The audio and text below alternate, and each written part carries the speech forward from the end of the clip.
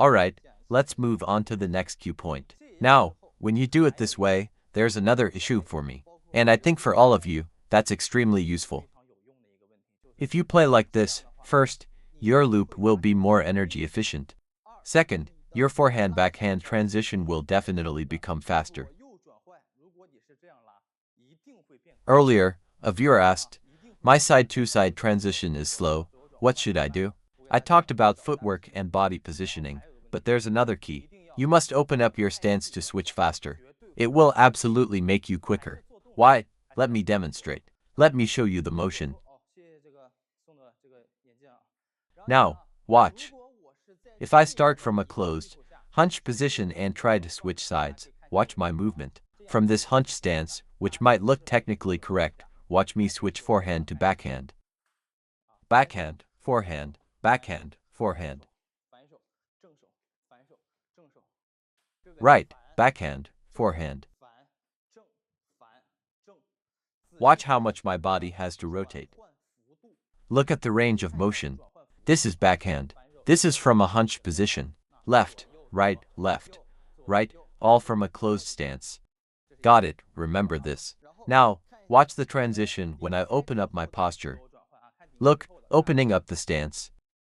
Forehand, backhand, forehand, backhand. That was hunch.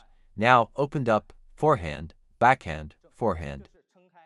Forehand, backhand, forehand. Notice something? When I open up my posture, my rotation range shrinks significantly. Right, the motion is much more compact. I'm not swinging from here to here anymore. That big rotation becomes this small adjustment. See the difference?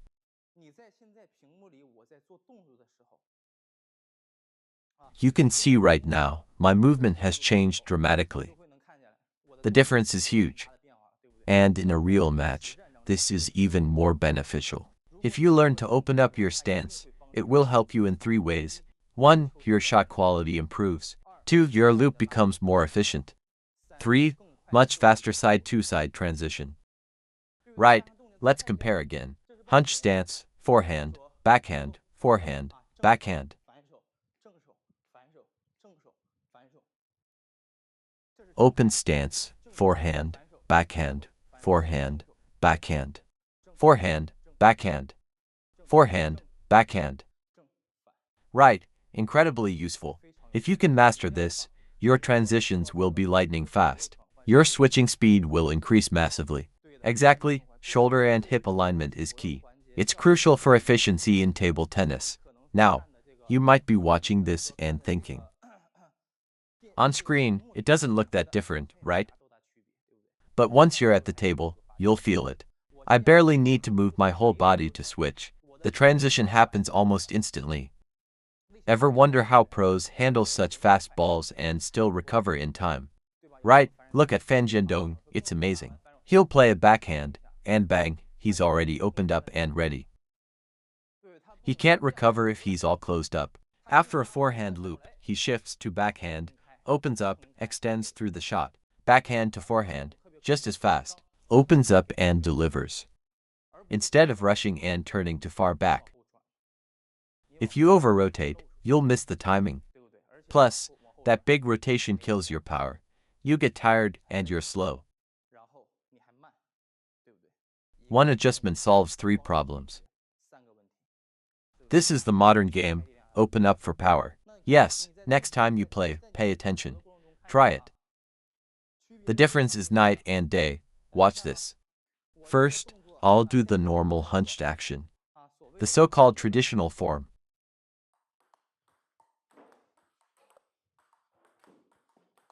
Watch my side-to-side rotation.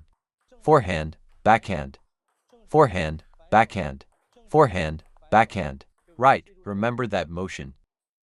Now, watch this.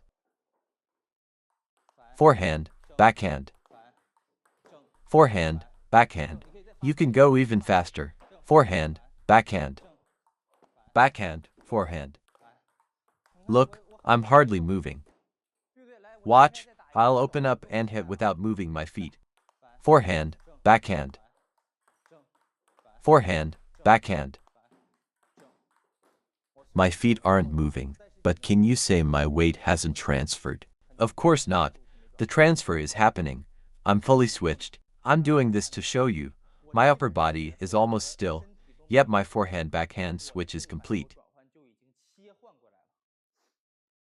Now, without moving my feet, let's try the old-school hunch style.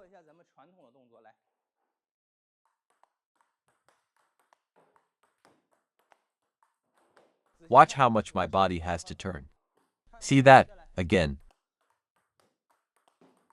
Look at the rotation range. See this big motion?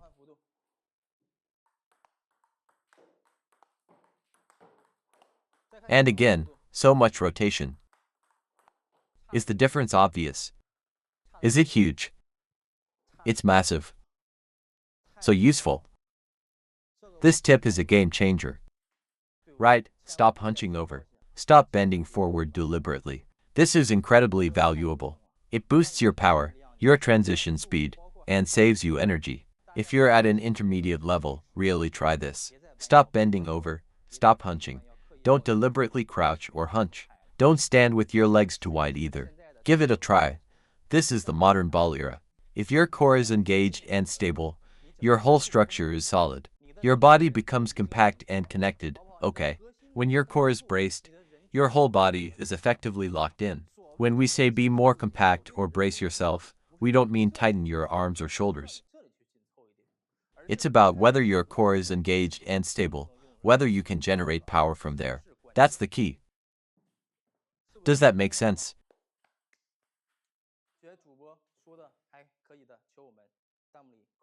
Does opening up mean I don't need to sink my shoulders? Your shoulders should be relaxed anyway. You don't need to deliberately sink them. What is sinking the shoulders? If you're not tensing up, they're naturally down. Relaxed is correct. No need to force them down. For switching sides, why focus on your shoulders? Why sink them? Just switch properly. As long as you're using your hips to drive the motion, to make the transition, to generate power from the hips, right? As long as your hips are moving, your shoulders will naturally relax.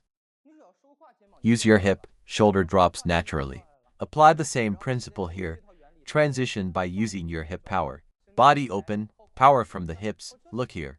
Not from the upper body. From here, hip rotation. Watch. Forehand, backhand, forehand, backhand. Forehand, backhand. It's all driven from the hips. Not from up here, not from your shoulders. Forehand, backhand. If you use your shoulders, you'll raise them, right? Because you're swinging with your arm. Arm swings lead to shoulder tension. But with my core engaged, I'm moving from the hips. I won't raise my shoulders. For forehand-backhand transition, remember, it's never about the hands. Transition is always driven by the feet and body, which move the hands. Your feet and torso lead, your hands follow. Why was my motion so small earlier? Because look, hip, hip, hip. Continuous, it's all the hip. Tap, tap, tap, backhand to forehand, same thing. Forehand, backhand, your body and arm are one unit. Always remember, body and hand are connected. Once your body turns into position, for any stroke, if your body is there, your hand will be there. That's why many coaches tell you, forget about your hand. Don't overthink your arm movement. If your body is in the right place, your hand will be too. For every technique, body first, hand follows. Because your body and arm always work together. So for switching, it's about the hips. Your hips move, and your body follows. Watch, as long as your hips are active. See, I'm moving my hips, hips lead, body follows. Hips lead, legs adjust. That's why we always emphasize, rotate the hips, rotate the hips. In the modern game, for any shot, use your hips, for transition, for power generation, for leg drive, for body rotation, even for arm positioning. It all starts from the hips. Feet in position, hips and above engage, arm comes through naturally. Remember, hand and body are always connected, even for a push, same idea. For a push, do I just reach with my arm? No, I step in, then press forward with my weight, hips come forward, body leans in, and my arm extends naturally. Transition works the same way. Body arrives first, hand is automatically there. So stop overthinking sinking shoulders, or shoulder this, shoulder that. You don't need to focus on those. Focus on this hip engagement. 1, 2, 1, 2, it's all here. Whether switching sides or playing continuously, it tests the strength and control of your core and hips. So, if you watch my streams regularly, you'll notice that a lot of the so-called classic principles passed down over the years are actually not suitable for modern table tennis. Like tuck your abdomen, right? I've mentioned before. 1. Rotate your waist. 2. Tuck your stomach. 3. Round your shoulders in. 4. Bend forward deliberately. For today's game with the new ball, if you examine them closely, these ideas are incorrect. Right? How can you generate power by bending over? Or by rounding your shoulders in, or by just rotating your waist? So, that's why our understanding of table tennis technique needs to evolve. I encourage you all to try some of these newer concepts I share, these modern ideas and advanced principles. If you don't understand, or if you think I'm wrong, you can check for yourself. Pick any top player, watch any televised game, any player at all. They're definitely playing like this now. Table tennis technique has evolved from the 38mm ball to the 40mm ball, and now the 40 ball. We've moved from a forehand-dominant era to a backhand-dominant era. Now it's about whether your backhand can hold up. The focus has shifted from maximizing spin to maximizing speed. With the newer, less spin-sensitive ball, I personally think spin isn't as crucial. Of course, it's still important, but compared to the past, the game has reformed, technique has reformed. So, fellow players, you can also follow this modern evolution and learn with me here in the stream. These advanced concepts I'm sharing are key.